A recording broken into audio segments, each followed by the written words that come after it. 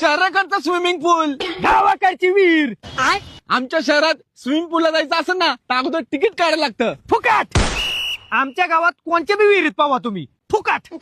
आमच्या शहरात एकदा स्विमिंग पूलचं तिकीट काढलं ना तर फक्त 50 मिनिटात पोहू शकतो. अनलिमिटेड. आमच्या इकडे तुम्ही कवर बी पोहू शकता.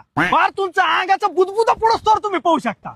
कवर बी जवळ तुमची एनर्जी आहे तवर पोहू शकता. आमच्याकडे स्विमिंग पूल मध्ये स्पेशल ट्रेनर असतो. मामा. आमच्याकडे मामा नाही तर काका, हेच आमचं ट्रेनर. आणि असं तसलं अंटूस फंटूस ट्रेनर सारखी नसते ती डायरेक्ट आम्हाला वरनं विहिरीत ढकलून देते. मामाने एकदा पोराला फेकलं ना विहिरीत, 15-20 मिनिटात तर पोरगा शिकून बाहेर. आमच्याकडे असंच पवाय शिक्षण एकदम क्वालिटी मध्ये. शहराकडच्या स्विमिंग पूल मध्ये आम्ही सिस्टमॅटिक पोहतो. कसं बी. आमच्या इकडे कसलं सिस्टमॅटिक काही नसते. वर्ग आलं ना डायरेक्ट पहिला मुटका टाकते. मुटका टाकलं की मग सुरुवात डायरेक्ट पावाय. एकदा मुटका टाकला का नाही की डायरेक्ट पाणी विहिरीच्या बाहेर. आणि मुटका असा तसा नसतो, डायरेक्ट धप्पाक्याने आवाज येतो एकदम क्वालिटी. दणका असा हादरता अख्खं गाव आमचं. असला असतो मुटका आमच्या इकडे डायरेक्ट. आणि फक्त मुटकाच नाही, डायरेक्ट सुरण बीर मारते डायरेक्ट पोर विहिरीत. एकदा सूर मारला ना पोरांनी डायरेक्ट तळच घेऊन वरती येतात. क्वालिटी शेवटी गावाकडे. शहराकडच्या स्विमिंग पूल मध्ये आम्ही पाणी उतरताना संपूर्ण किट घालूनच उतरतो. काही लागत नाही. आमच्या इकडे अजिबात तसलं काय किटबीट लागत नाही. वर्ग आलं ना कपड्या सकाळ म्हणलं तर उड्या टाकतात डायरेक्ट. कपड्या काढाय बी त्यांना दम निघत नाही.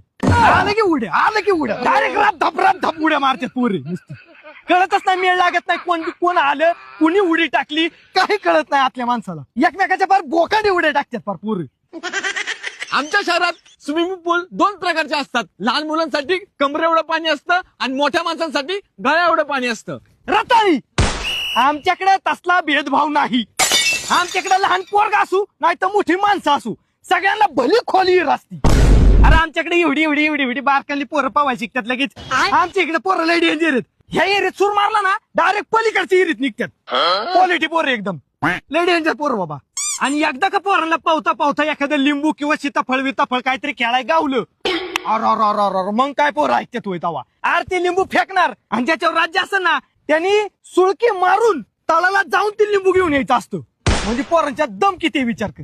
तुला माहितीये का आमच्या खेडेगावात आहे ना पोरांची फुफ्फुसं काही नॉर्मल नसतात, डायरेक्ट पंपगत असतात. डायरेक्ट जणू का ऑक्सिजनचा पंपच बसवला त्यांच्यात.